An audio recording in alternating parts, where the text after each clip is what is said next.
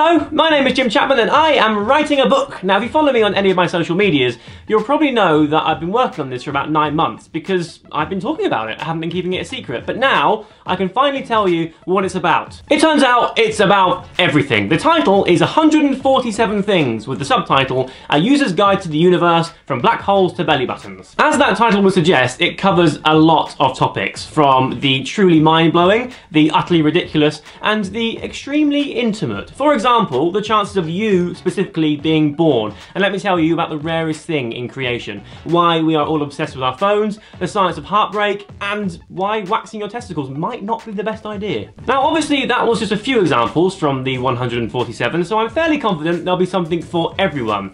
Here is a particularly embarrassing passage read by my family about why puberty sucks. Okay Jim, let's do this. Puberty is a mess.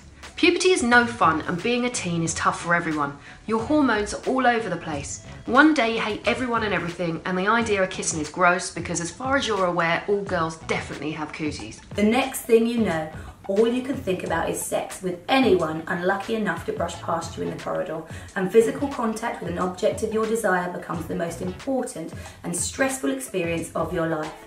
As I became acutely aware when I developed a strongly powerful crush on a new girl, Nikki Murray. I don't think I know her. She was Scottish and had bright red hair, which I thought was exotic. Everyone is different, but for the most part, people go through these changes at roughly the same time, in roughly the same order. My family were very different.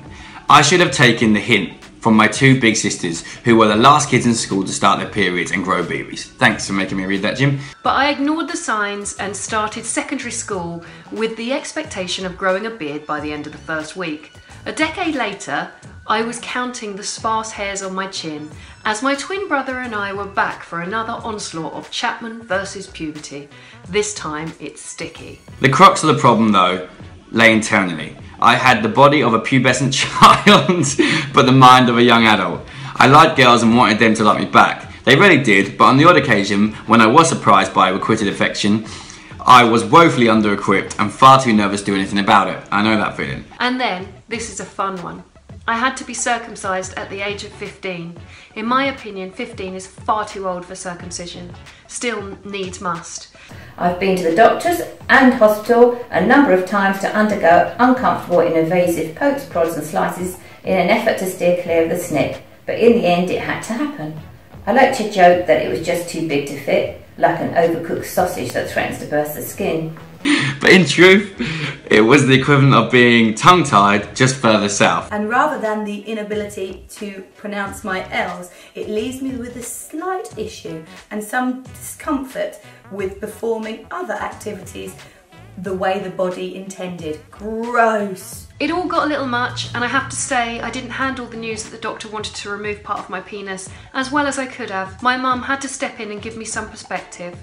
I distinctly remember her saying, "Listen Jim, in a few years you'll look back at all this and laugh, and you'll have great teeth, you'll be walking upright, your nipples will be fine and your willy will be unstoppable." Yes, Mum. For the better part of a year, I've been pouring my heart, my soul, and apparently my foreskin into this book too. And it represents everything in my universe, but I've realised that actually you are a big part of my universe, so I was wondering if you would like to get involved. With that in mind, we have a website, and the website is www.jimchapman147things.co.uk, or just click the first line in the description box, it's much easier. On this website, you will find 14.7 questions, just because we figured that 147 questions was too many and you'd get bored. It's kind of a survey, it's totally anonymous, but basically I'll collect some of your answers and it will help me to write stuff in the book. There's also a bit where you can fill in your name, and basically I'll collect them all and then I'll randomly select a bunch and I'll put them in the book. You can actually have your name in a book and then you'll officially be immortal. Now, because this is obviously limited and we're starting to do stuff with the book,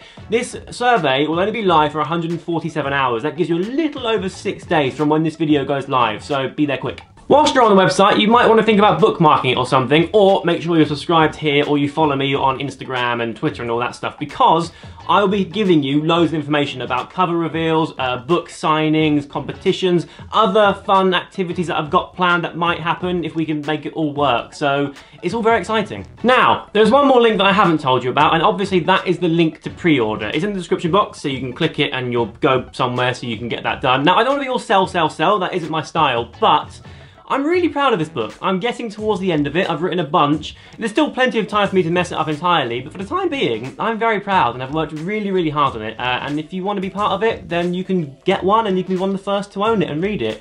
I'm aware that I wouldn't be writing a book without you guys supporting me, so I want to say a massive thank you for watching and commenting and subscribing and liking and all the stuff you do, because I wouldn't be an author without you, and it means a lot. You're very much appreciated. Anyway, that's all from me. Thank you very much, and I'll see you soon. Bye!